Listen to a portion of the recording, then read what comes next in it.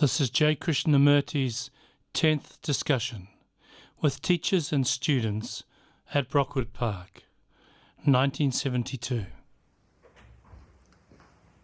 What shall we talk about?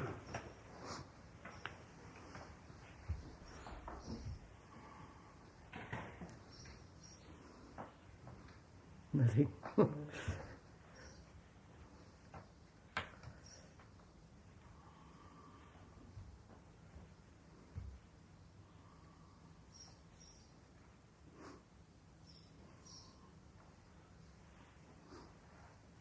Have no suggestions?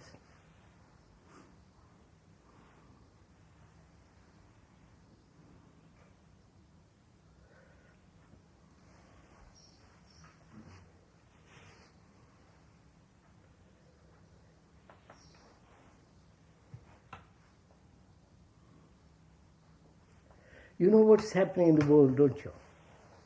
More or less.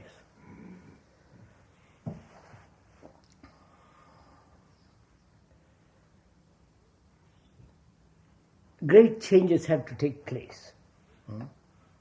Socially, morally, politically, religiously. And where shall we begin? There are all those group of people who say that the environment controls the mind. The environment shapes the mind.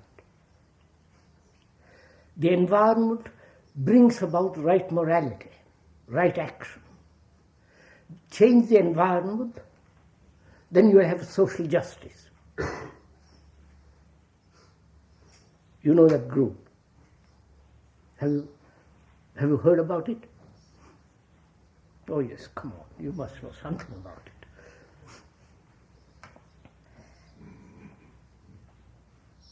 Many books have been written.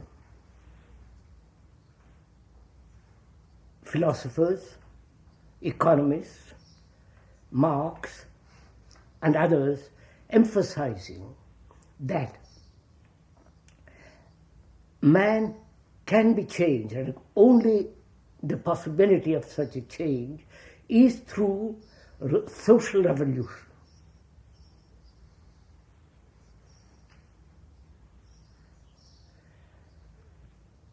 And there are those, some extreme left philosophers, not left in the political sense or the economic sense, but in the religious sense, extreme, they say the world can be changed only if the human being voluntarily brings about a revolution in himself. The whole of Asiatic outlook, before Mao Tse-tung came into being, as far as I understand it, they said the world as it exists around us is of very little importance. It has importance, but not so much as how you live, what you think, whether you find a reality, God, and give your life to that, and then things will happen rightly around you. You understood the two? The commissar on one side, and and the yogi. Now you all know about it. The commissar and the yogi. You understand the question, don't you? Do you agree? Do you understand it? No? No. Good.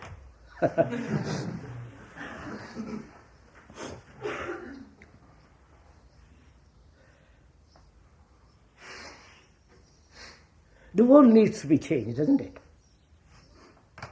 There's social injustice, wars, economic competition, difference of classes, the very rich and the very poor, all the people going to the factory and the few remaining on top doing nothing, born with silver spoon in their mouth and who have retired for the rest of their life. And seeing that, the wars, social injustice, racial differences, poverty, extreme starvation as in India, overpopulation. You know, that's happening in the world. Now, how do you bring about a change in that? And one sees a change is absolutely necessary. How can one live with somebody who's starving next door, you understand? And you have 3 or 5 meals a day. You have clean clothes, and somebody in a village has absolutely nothing. I've lived in India 3 months, 4 months of the year, and I go to different places, and I see this in every village. You have no idea what poverty is like. Terrible. I've seen a woman putting on the same shirt all the time I was there. I was there for a month and a half. You understand what that means? She had no soap, didn't wash except casually probably, and hardly any food. And when I went back next year and I asked about her, she was dead in childbirth. You know? How do you change all this? Is it really necessary to have all this photographing going on? Must it be, sir? Huh? Is it necessary to have all the photographing going on? It's rather distracting. All right. How do you change all this? You understand the extreme riches, extreme poverty, the ghetto and the West End,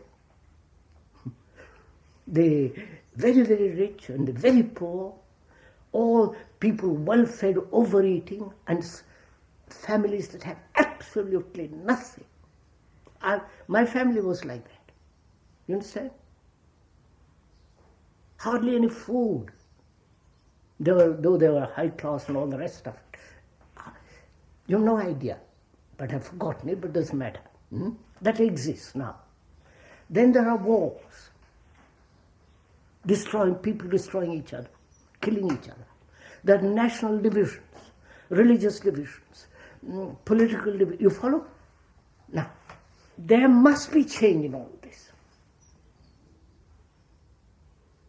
So people say the revolutionaries in the sense who are physical revolutionaries, you understand? Changing the political, economic system through a revolution, whether it's the French Revolution or the Communist Revolution or the Mao Revolution or a new kind of revolution, that's to change the environment. You understand now? Change the political system.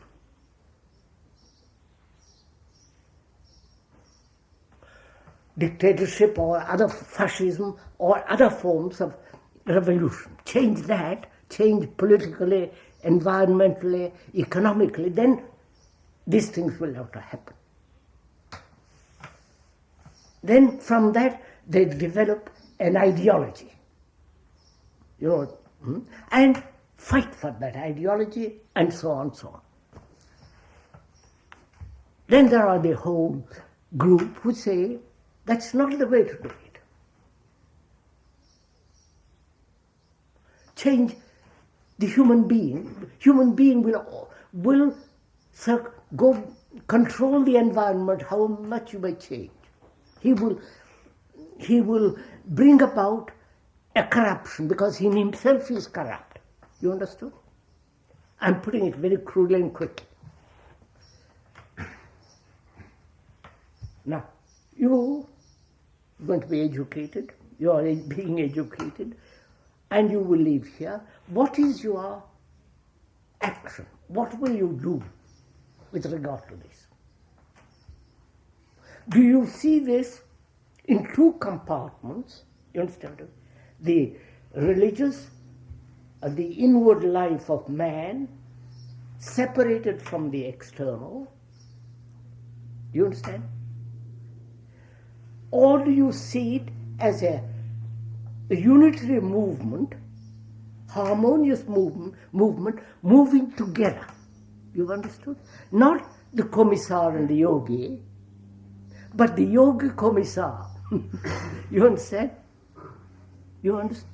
Now, what is your response to this? Or you have not thought about it at all?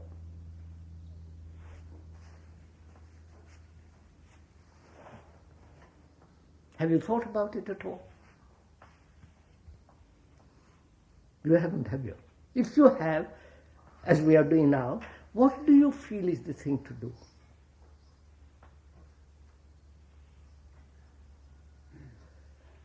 I wonder what you think of the idea that the natural environment, the physical elements that govern the world work in terms of weather and so on. These are as callous in some ways as the differences between human beings.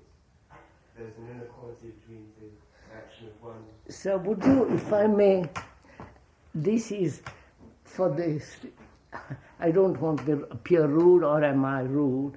This is meant for the students here, for the time being. We'll discuss this when we have meetings in September. We can thrash all this out. So if you will refrain, if I may suggest, let the students deal with this question. Students here, or students generally. Now, what do you say?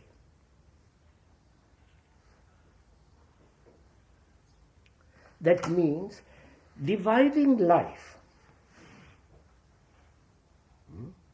Dividing life as politics, business, labor, what's it? Art, the artist, the poet, the literary man, and the religious man. You follow? Break it all up.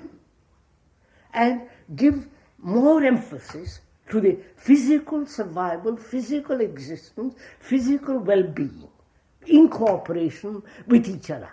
That, you understand? Or is it a harmonious action, all together, an integrated action? I don't know if you understood my question. Now, what is it you feel is the right thing to do? To have an international agreement. Have an international agreement. Have an international agreement. You know, that's one of the most hypocritical things that have all been practicing for the last, I don't know how many years. You have friction. Huh? If you don't have agreement, you have friction. No, look, Gregory, it's not like that. International. That's keep your nation, be a national, and yet be international. You understand? How can you do it? Be a Hindu, hold on to all your nonsense as a Hindu, and yet be international with the Muslim. You understand? Living together, which they've been fighting. Is that possible? No. And yet everybody won't give up their nationalism. They want it. You follow? So how will you, entering into all this misery, mess, confusion, what will you do?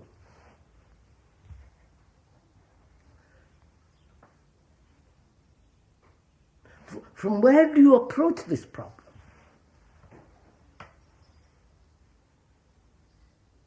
You know, this is an immense question. It's not just a trivial question. This has been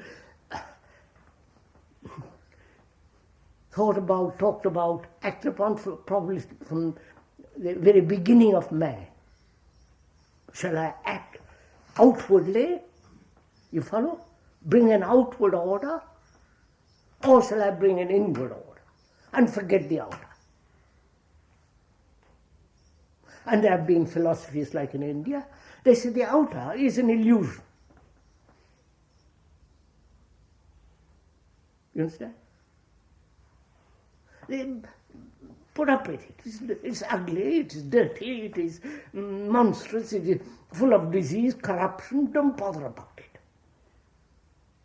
There are people, great groups of people who have said that outward thing is silly. Don't be concerned with it. Live as best as you can. Be concerned inwardly.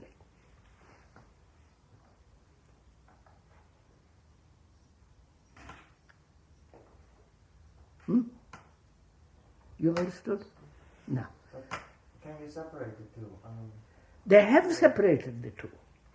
Yes, but anyway, they pretend to be sort of good, but actually not. No, Tunki, just look. The world has separated this man's existence into these two categories. It's all right.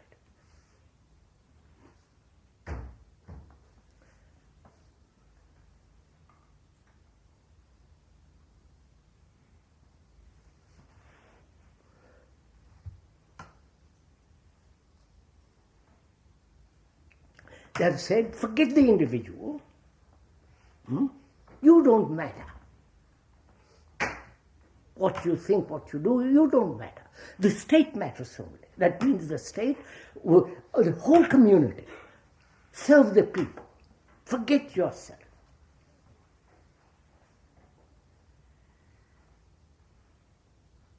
There have been dictatorships, there have been, every kind of experiment has been made, right through the world. Small communities, large communities, saying we will live a life economically, socially, in a small community where there is no division. We'll share everything together. I belonged to such a community once, but didn't work.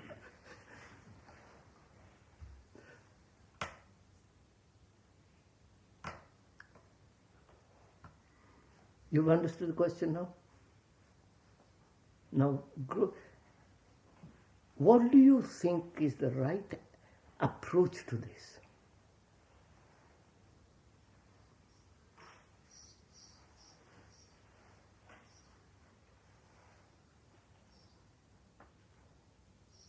God on one side, or Jesus or Brahman on one side, on the other, something else. You follow?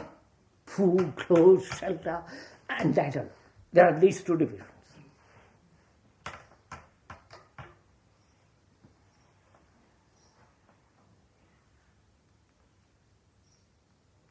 Now, first of all, why has man divided life into this?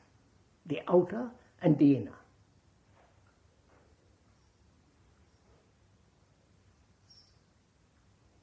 What do you think? Are you going to sleep? Huh? Because he's greedy. Because he's greedy? Is that it? Perhaps because he can't reconcile the two. He can only think in opposites and can only choose one or the other. And Look, if I lived in a cold climate like in England, perpetual rain, that's our permanent weather for the time being, I would have to work, won't I? Very hard, till my land. I have no time to think, so I give all my life to survive.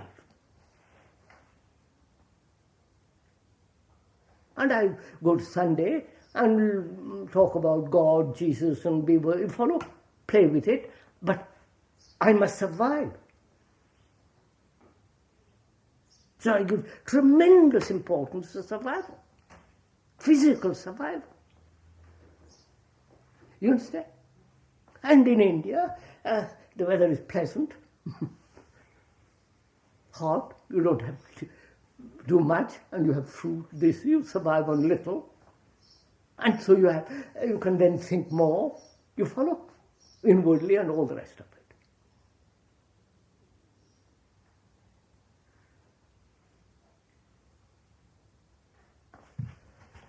Now, what will bring about a harmonious action? What is the source? What is the energy? What is the approach to life that will bring a total integrate, a total unity, a harmony to all this?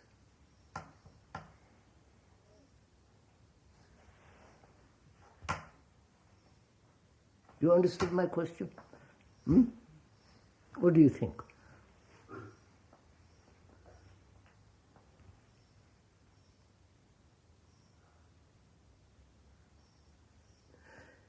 That is, shall I bring about a Marxist revolution or a Mao revolution or a revolution of a different kind, physically, so that everybody has enough food, clothing, shelter, little freedom, social justice, no poverty, helping each other, you understand? And insisting on that, training people for that, through education, through constant propaganda, repetition, serve the people, help the people, don't think about yourself, all cooperating to build a better society. Well, that's being done. In the communist world, perhaps more in the Maoist world, and democratically they're trying to vaguely do it. This is going on, right? And there is also the inward life of man. You understand? He's unhappy. He may have all the food, clothes and shelter. He might be helping each other, serve the people. But inwardly, he's still very empty, unhappy, longing for something more than mere physical survival. And so, there is this division going on all the time. You follow? Now, what will bring about a unity in this? So that his inward life is as rich as his outward life. Do you understand? Outward life with all its technology, science, the beauty of the earth, the trees, poetry, all that, and also inwardly, tremendously alive, active, free, and find the reality, beauty, and all that. A unity in this. What is the factor of this unity? You understood? Now you understand my question? Good. Huh? The factor. Factor, what is the principle? What is the catalyst? What is the word? What will bring about this unity together? This division together.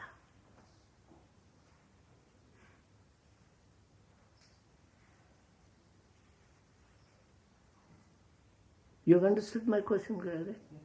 Now, what do you think it is? So that my life, your life, will be inwardly as clear, pure, unpolluted as outwardly. So that you are a total human being, helping each other, cooperating, serving each other, and inwardly tremendously, free and ecstatic and all the rest of it.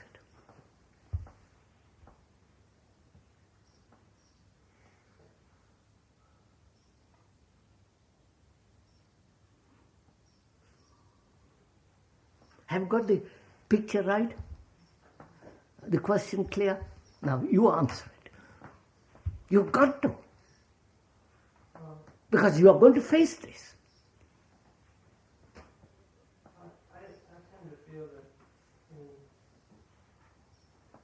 in most places, people aren't encouraged to find what is true for themselves, you see, so that what they find is real, that they see it, you see.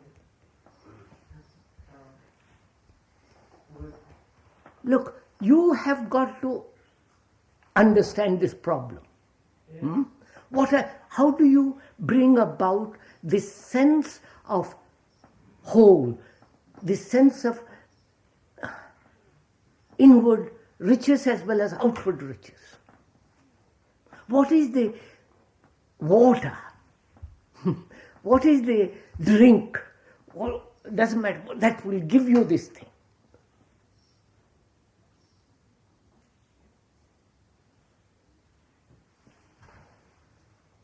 You know, this has been the eternal problem.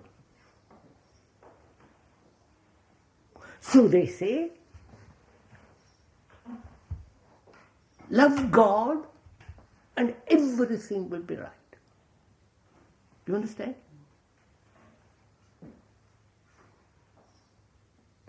God as an idea, God as an image,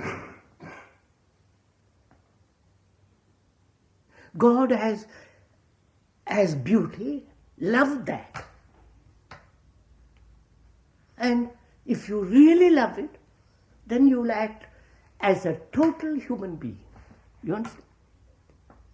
Then you will help each other. Then you will work for each other. Then we'll create a community in which there is no corruption, no pollution. Everything will fit in beautifully. Now see the difficulty. There is the Christian God, you understand? Muslim God, the Hindu God. And so they say all paths lead to God. You follow? The trick they are playing. You understood? You have your God and I have my God. He and she. And we all meet through our paths at the center. Now, is that possible?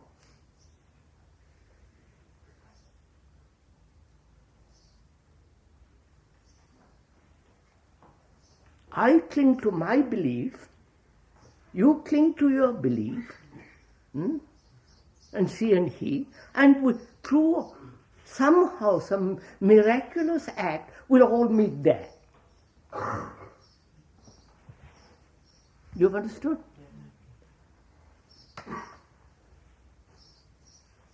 You know, if you go to an Indian village, whether in the north or in the south, really a village, you will find that underneath a tree, they have put 2 or 3 bricks and put color on them and put flowers there. That has become, you understand, the shrine. You understand? A feeling that there they are creating something holy.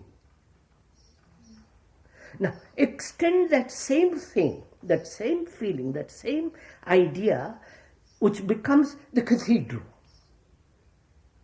You've seen it? You understand what I'm talking? Last night, I turned on casually television, and Kenneth Clark, you know who he is?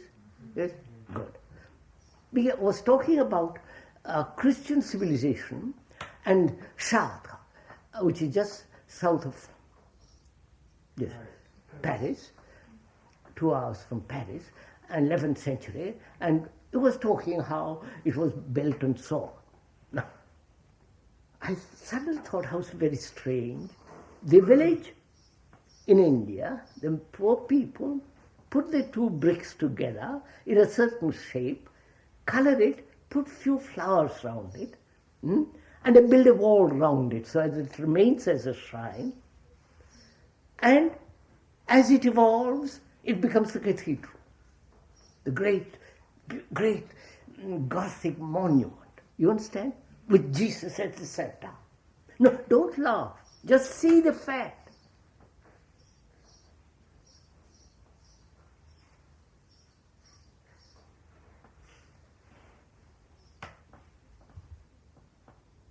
And the villager will not accept your God.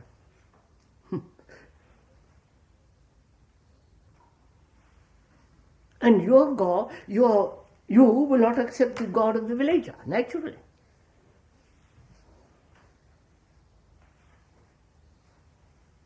So one has to find out what is the water, what is the energy, what is the movement that brings about a total harmony in the human being so that he is outwardly incorruptible as well as inwardly. You understand my question? Now you answer it. Don't sit back and say, well, you tell us. You answer it. You discuss it with me.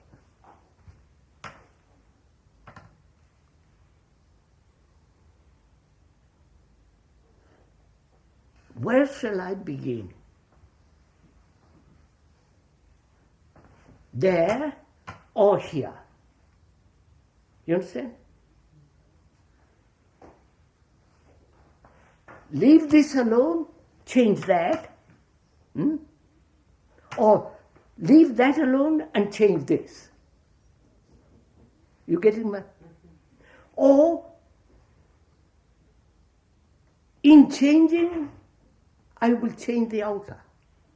It's not outer and inner, but the outer is the inner is the outer.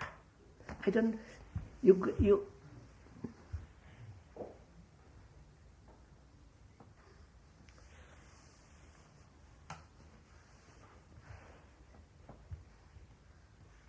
So,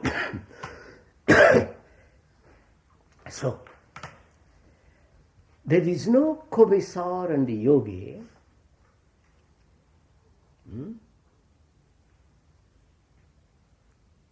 Not the division, but there is neither commissar nor the yogi. You understand? No, you don't see it. Now, let's look at it differently. Do you know what love is?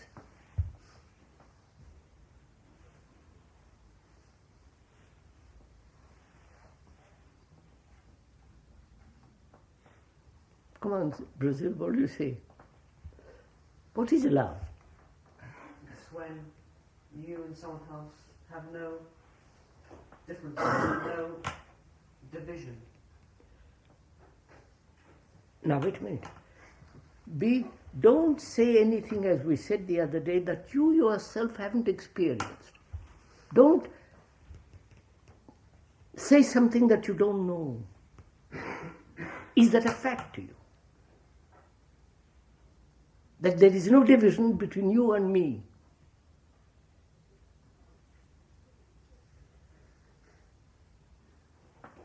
If there is no division, you say there is love, right? That's just an idea, isn't it? Or is it a fact to you? Fact in the sense there is no division.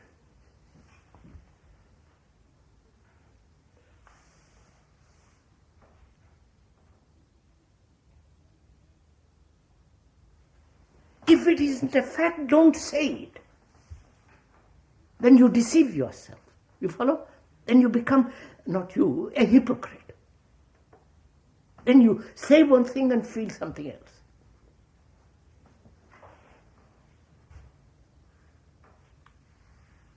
So, one has to find this thing, what love is. Because man, again, has been talking about it endlessly.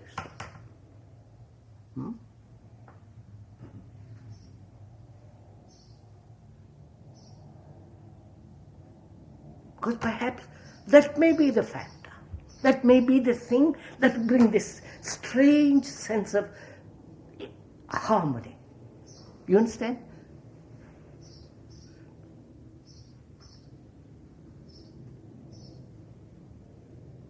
I won't talk like that. Now, what is love?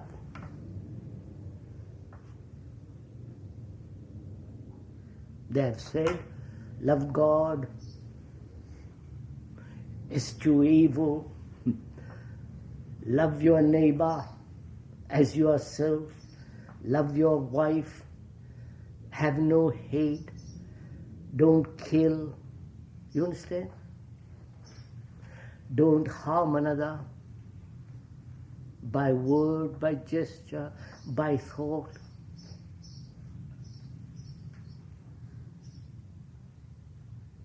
Then, you see, in that, then you will know what love is.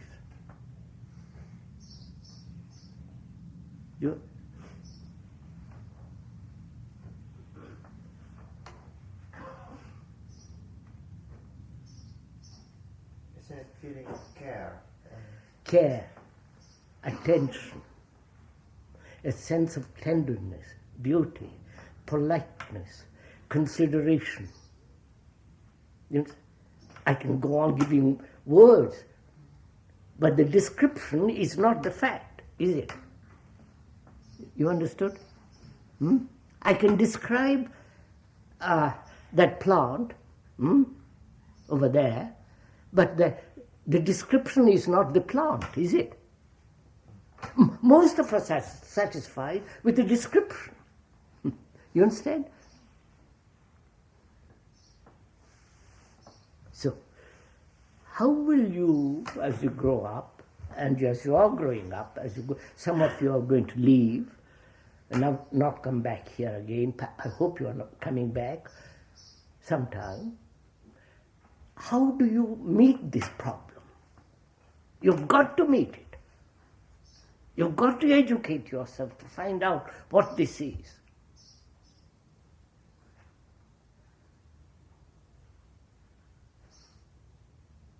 If you loved, do you think you would kill another? Go to a war and kill people? If I loved my son, would I allow him to be killed? You understand? By government, by an idea, by kings. You understand? You're going to have children. You're going to have a family. And will you allow your children to go out and be killed in Vietnam? And don't say no. You follow.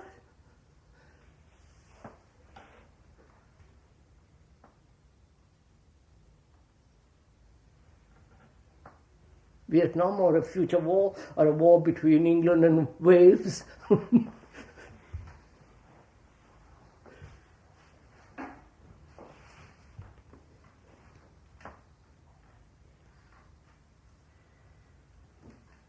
So, what is love?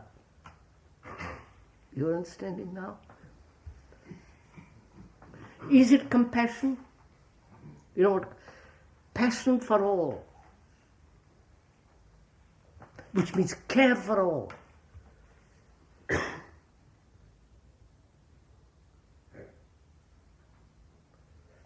Have you got such a feeling?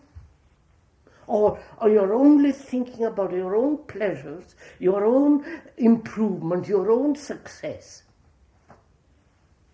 your own place in this beastly little land. Land is beautiful, but if you have a place in the land, it becomes beastly. You understand?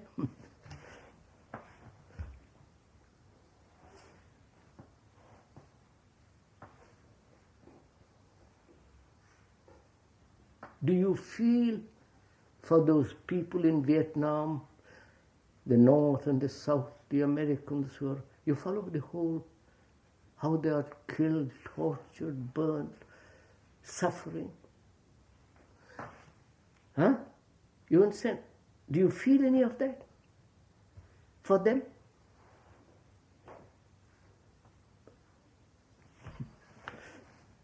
You know, sentiment is not love. You understand? Do you see the difference between love and sentiment?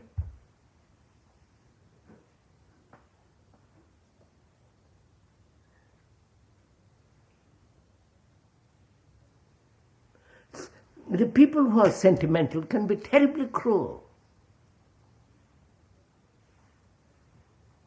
Have you understood that?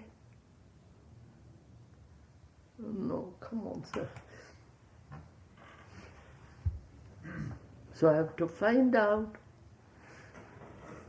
what love is, because that may be the factor, the real thing that will bring about a harmony, so that my life outwardly and inwardly will be rich, so that I love people, so that I care for people, I educate people, not allow societies, governments to kill people, which are my children. You follow?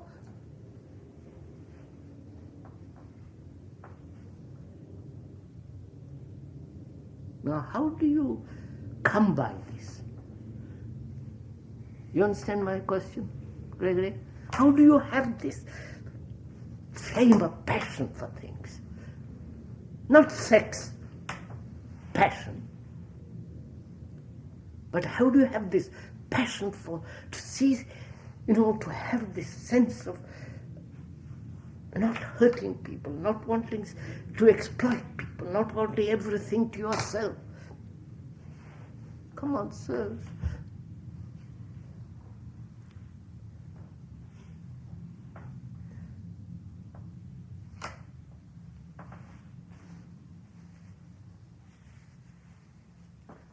You see, people have said, love God and things will be right. You understand?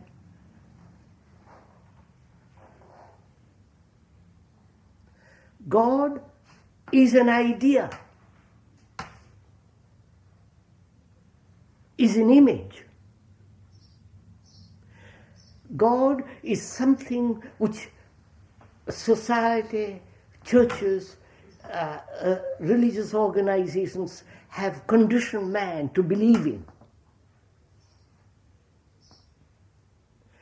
Or if they have not conditioned, your own fear. You say, my God, you say, not my God, you say, my life is so short, my life is so ugly, I suffer so much agonies about others, and there must be something much more. And I long for that, and I begin to invent it.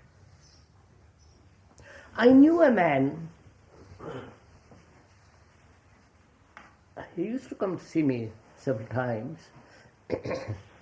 He said one year, he was walking on the beach, and he picked up a stone, washed by the waves, and it had a peculiar shape, and a rather lovely shape. So he took it home and put it on the mantelpiece. And he looked at it. And he said how nice it would be if I could put a flower or two round it. And he put some flowers. And every day he put flowers. You understand? And gradually that stone, that little ceremony, he said that to me, that was God. That was the most sacred thing in my life. You understand?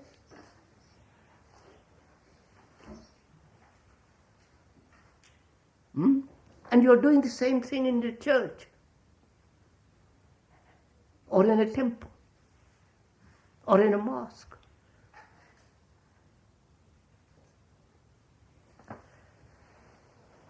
So. But he's very fragile, because if somebody comes along and breaks that stone or steals that stone, then... That's just it. He gets angry. He'll kill the man. And You know, when he came to see me, he told me all this, and I said to him, I said, that's all just out of your imagination, isn't it? You're thinking. He was quite shocked by it. You follow? He said, and a few days later he came back, you're perfectly right, you know, because I didn't want to convince him of anything. I felt a very sorry affection, all the rest of it. And so he came back. He said, you're perfectly right. I have understood it and have removed it.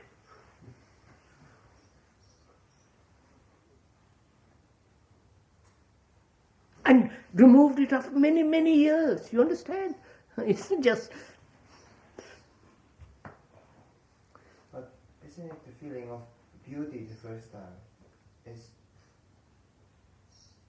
Isn't it there is something? Now, have you got a sense of beauty, Tunki?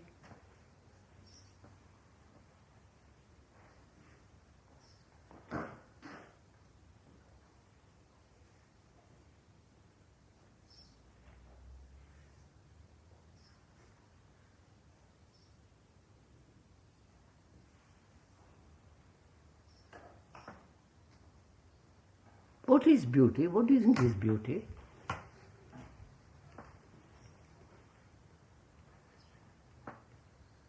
Really? Come on, sir, what do you think is beauty?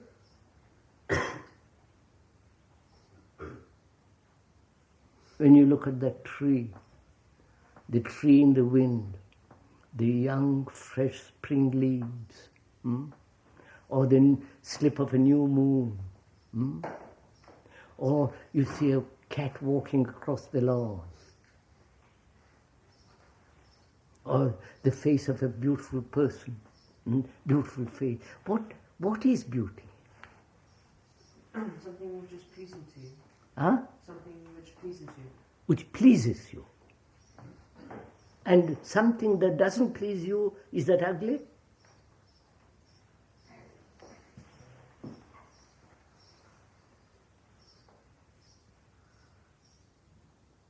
So you say beauty is pleasure, right?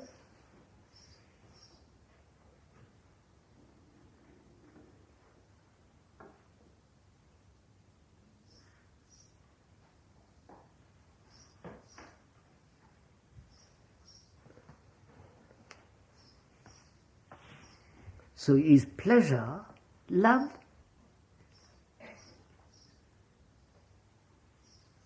Poor chap, I'm awfully sorry to bring up all these things.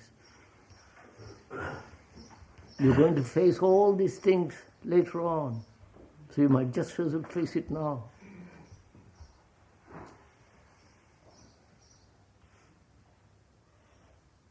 There can't be love. Why not? Because Pleasure, sex is pleasure. And you call that love. I own this property. It's mine, I love this property.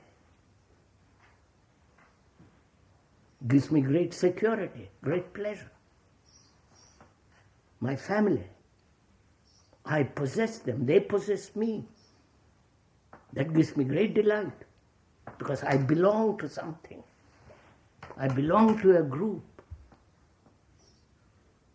When I call myself an Englishman, it gives me great pleasure because I belong to great country which has history, which has had an empire. You follow? It gives me great pleasure. Is that beauty?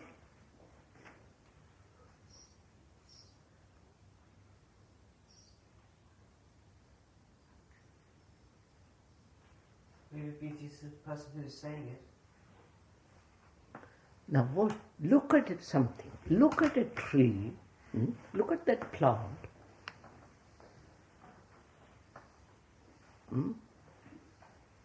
I look at it and you look at it.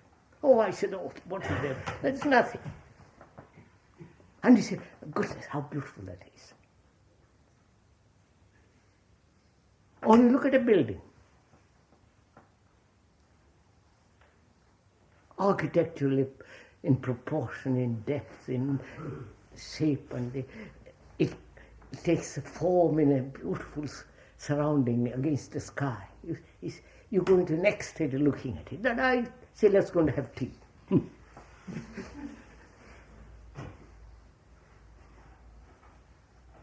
You look at Van Gogh and say, how could he do such a marvelous thing? Or hear some Beethoven, Mozart, or Bach, and they say, oh. And I say, well, let's have pop music, will we? So, what is beauty? Does it lie in the building, in the tree, in the music? You understand? In the poem? Or does it lie in you who are reading the poem? The poem may have beauty, but you have beauty, therefore that becomes more beautiful. You understand? Have you got that beauty?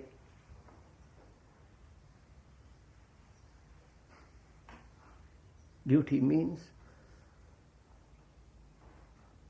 I won't tell you. You would work at it.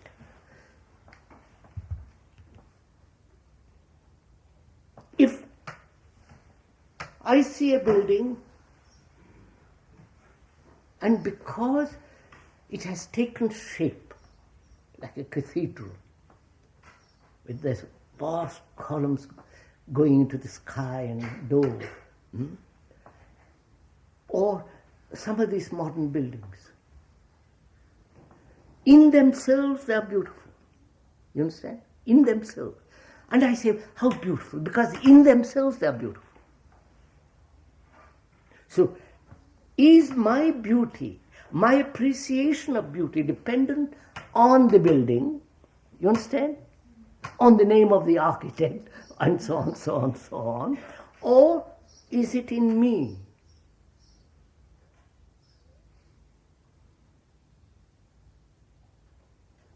If it is outside of me, you follow? Then I'm back again in the same position, which is the outward beauty and inward corruption. You follow?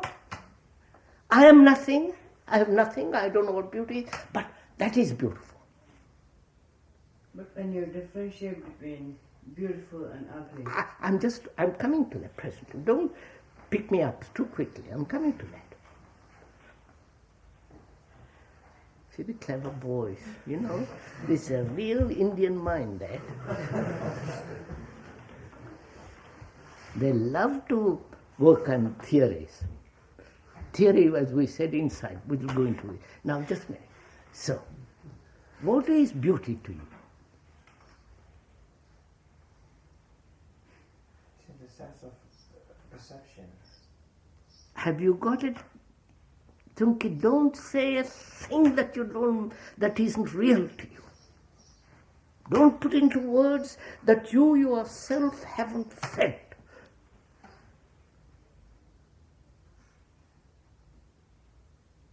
You know what a hunger is, don't you? It's yours. You have a hunger. You don't, then you don't pretend. I am hungry. You know, that's a fact. But if you talk about something that's not a fact to you, then you play double, you become a hypocrite. I mean, I'm talking inwardly, not outwardly. So I'm asking you, have you such sense of beauty? And what does that mean, beauty?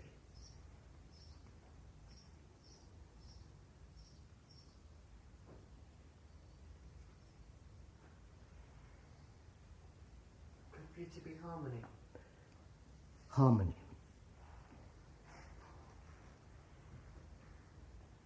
That means no conflict, isn't it?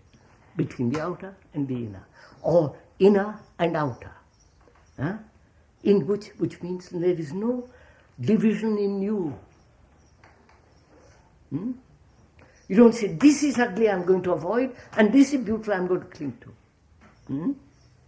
In yourself, there is no division. Right? Is that a fact to you? So that you live a life in which there is no division. Therefore, no conflict, no corruption taking place.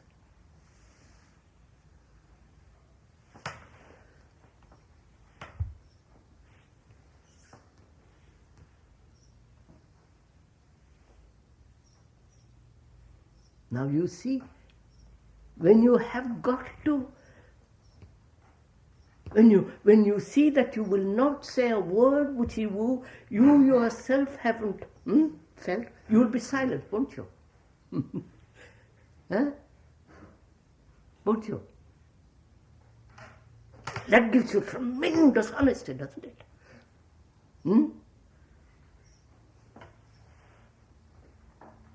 And that makes you serious. Say, I will say only things that I feel, that I have really felt inside me. Otherwise I won't say.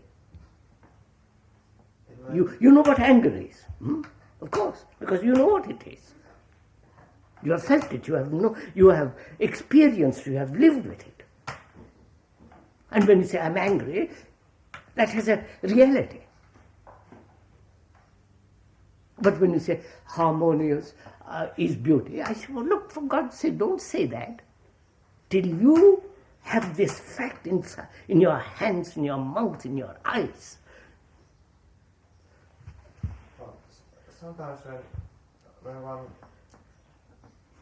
wake up fresh in the morning and then one do physical exercise or whatever it is, and afterwards one have feeling of, you open your eye and you feel that the nature is or the building around you, you look at it, it's different than a habitual look. Right. How does that happen? What you're saying is, we've got used to so many things. We live with next to a tree and never have looked at it. We have looked at it casually, but one morning you wake up and see the tree, and it has got something. When you look and you are feeling, and that tree, there is tremendous a relationship between that. Now, how does this take place?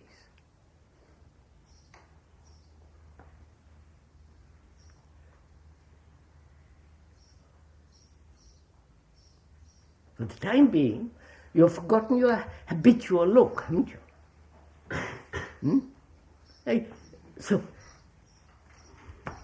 So a discarding of the past, you understand, helps you to look. Right? You understand?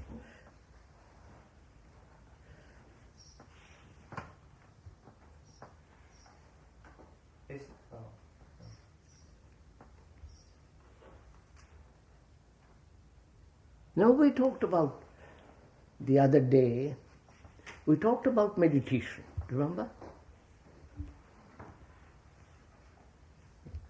Have any of you done it?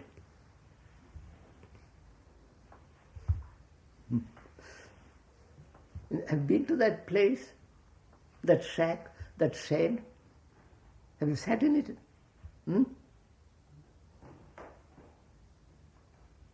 What happened? What did you do?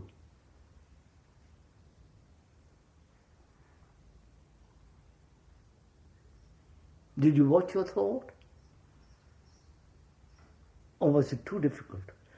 Or did you find it awfully difficult to sit quietly for even 2 minutes? Absolutely quiet, without a single movement of the body. Did you find it difficult? Really? Have any of you done it? Then if you have done it, what did you find? What was your mind doing? Going over old things, old habits, I should have done this, I should have done that, I mustn't think this, I must do that. You follow?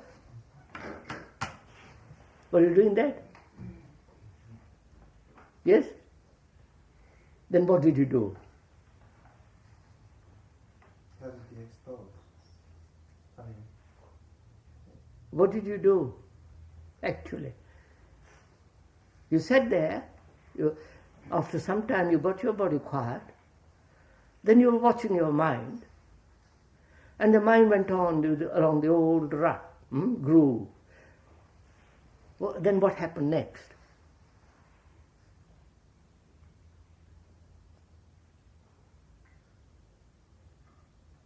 Go on. Or haven't you gone so far as that?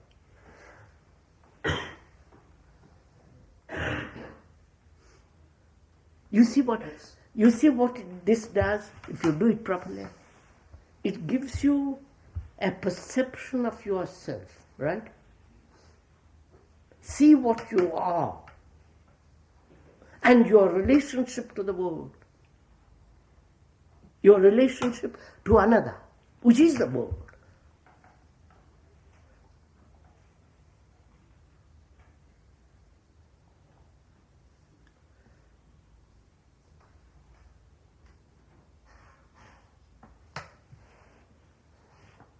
So I find for myself,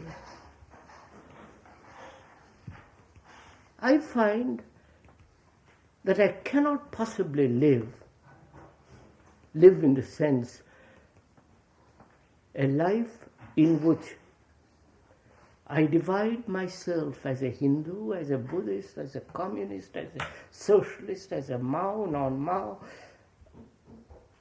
As long as there is division in me, I must be in a torture. For me, that's the reality. You follow me? For a minute, I won't have conflict. It isn't a decision. It isn't a conclusion. It isn't an act of will. But I see the fact. And therefore, I live with the fact. You understand what I'm saying? I live with the fact that division is a dreadful thing. That's the fact. It's like my living with a tremendously dangerous animal. I act because it's a dangerous animal. In the same way, I see that any form of conflict is the most destructive thing. That's a fact.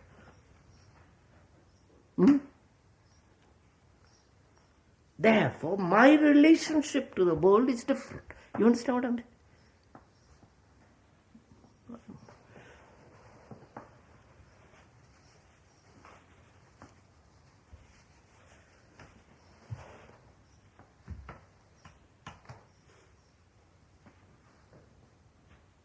Now, can you,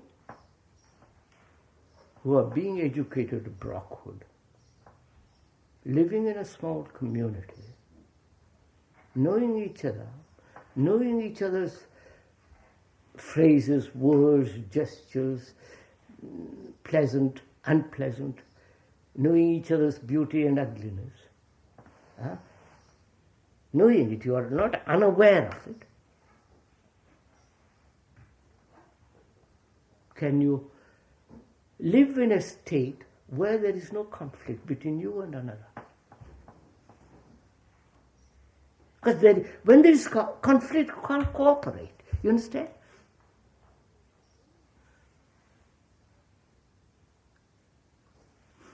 You know, cooperation, which means working together, used to take place when many people believed in an idea. You understand? Say, for instance, we believe that in God, in something, in a belief, and we all work together for that belief. You understand? Right? We're all working together for a belief, or for somebody, or for an authority, right? Or for a conclusion, an ideology. Is that cooperation? You understand? You are my boss, you are my authority. And I say, well, I'll cooperate with you because you promised me God or reward or a better rule. Is that cooperation? Obviously not. So, is cooperation based on a personal motive?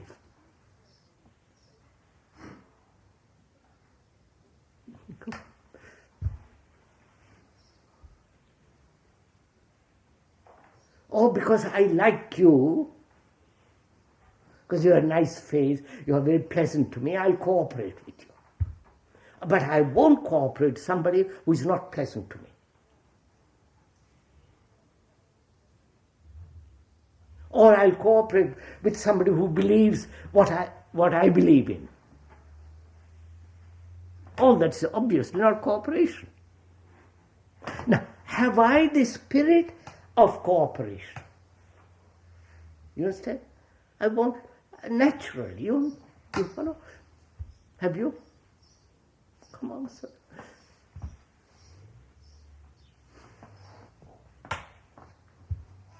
Which means you cooperate because you love.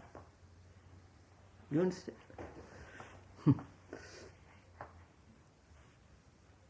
Not because you are seeking pleasure.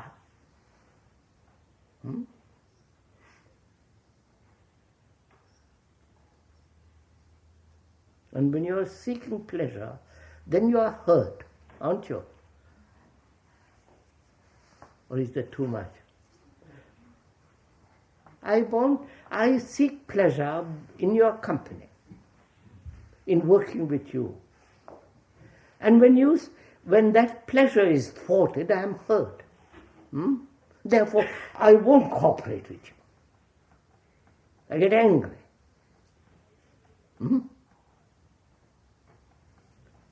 And I see that is not cooperation, that is working together.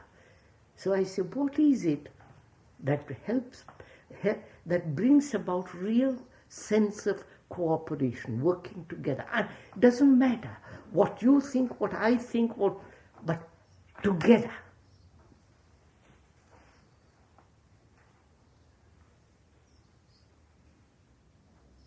Indeed, if I love you, if I care for you, if I feel tremendously concerned what you do, what you think, how you walk, you follow, then I cooperate with you.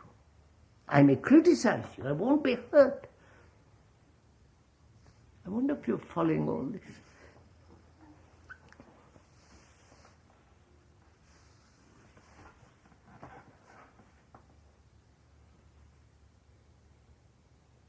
So you see,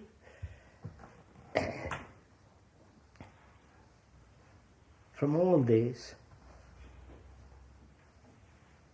there is free enterprise in America where the individual runs amok.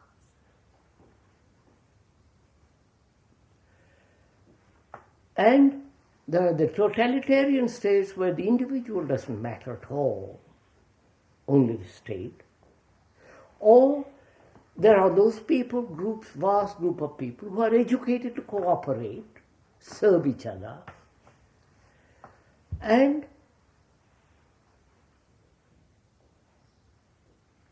there are those people who say God is only the real thing and everything else doesn't matter.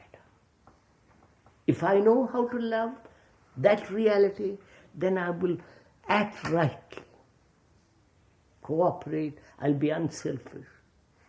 Now, seeing all this, you see the picture, don't you? Huh? All of it, not just my picture. the whole picture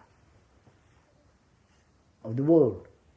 Division, religious divisions, and in the Christian world there are divisions divided in Christianity, Catholic, Protestant, and the Unitarian, the Baptist, non-Baptist.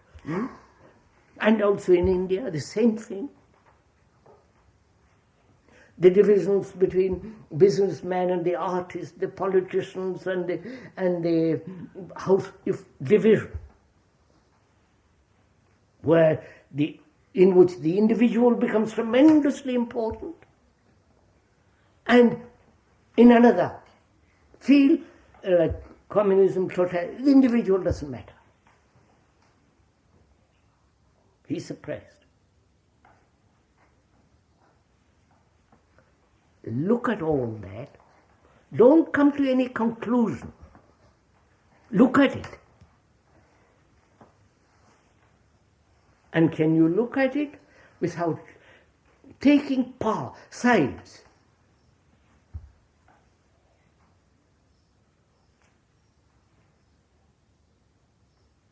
And when you don't take sides with this or that or the left or the right or the center, then how will you act? What will you do living in this world where there is left, center and right? Extreme left, extreme right, both religiously and economically, so all that. What is your place in this?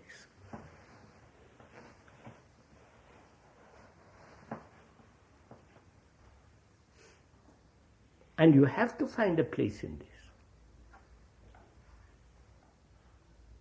Or you might say, I don't belong to any of this.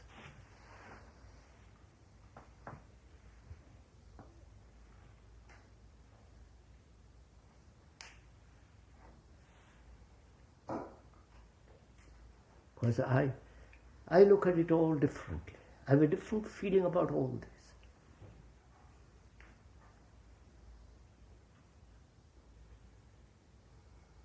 Because I feel I love human beings. Therefore I'm neither this nor that, nor a German, Russian, communist, socialist. I'm a human being who knows what love is.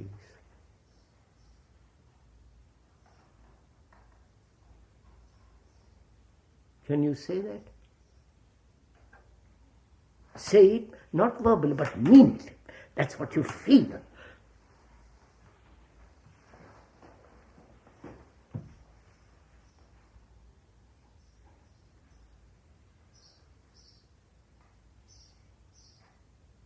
And you have to find out also what it is to have a mind that is creative. Understand?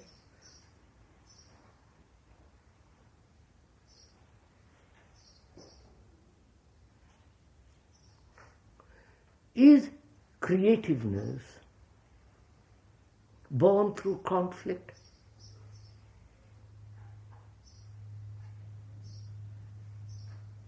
I am in a conflict, tremendous conflict, and I have a talent to write a poem. You follow? I have a talent. Write a poem for science or modeling or literature, whatever it is, science. I have a talent for the fiddle, for the flute, for something or other. And out of my conflict, out of my strain, out of my tears, I produce, I bring about a composition, I write a composition. Is that creative?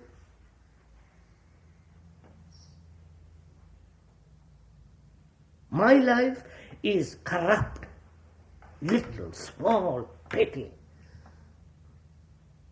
And I write a marvelous book. And all the critics say, what a great creative human being he is. You follow? Is that creative?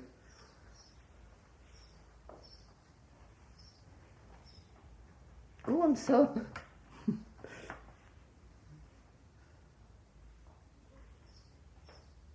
I am corrupt, I am polluted, and I want no pollution outside of me. You understand?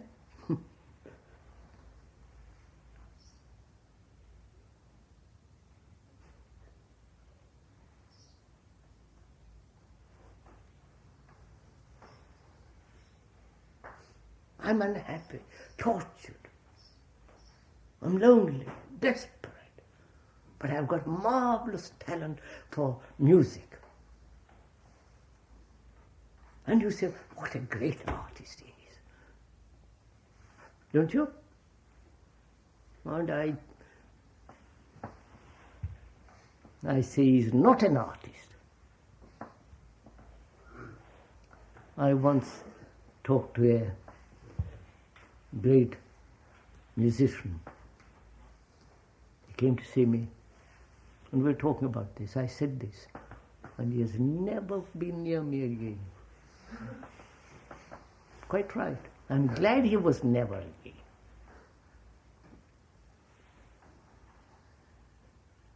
I knew a multi-millionaire,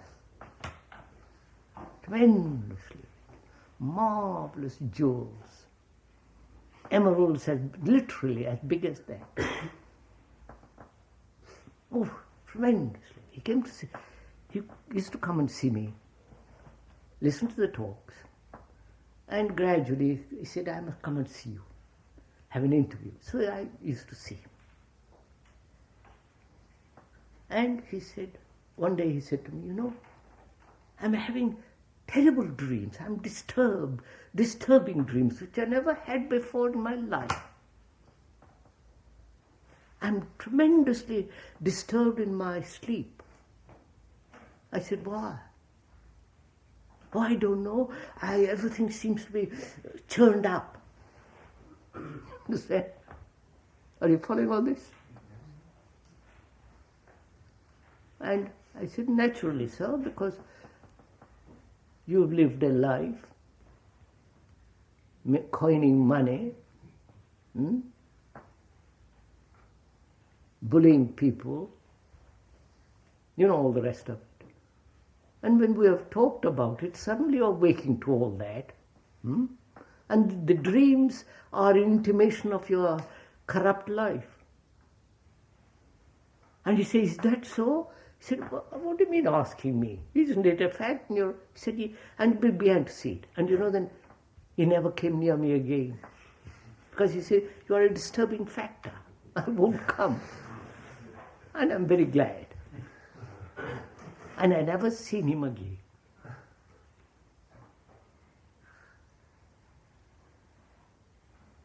So if you follow, you must be the disturbing factor. That's real education. Not because you want to disturb people. In yourself, you're very clear. In yourself, there is no conflict. You know what it means to really love people.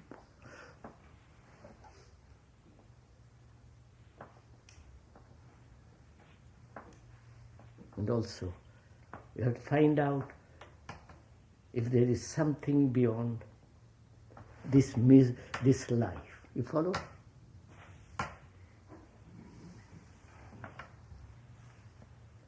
We discussed the other day about death.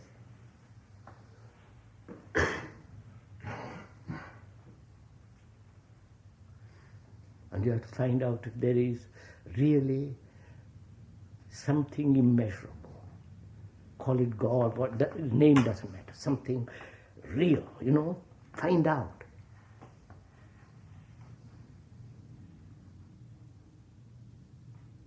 Then you will be really educated human beings.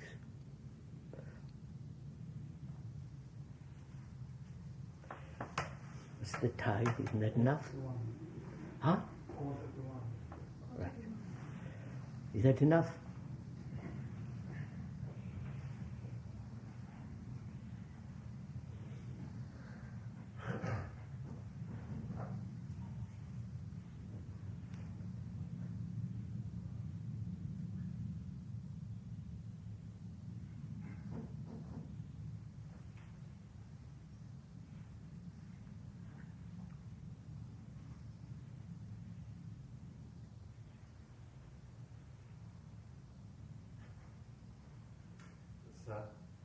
you said we might go to the shed sometime previously in one of your talks.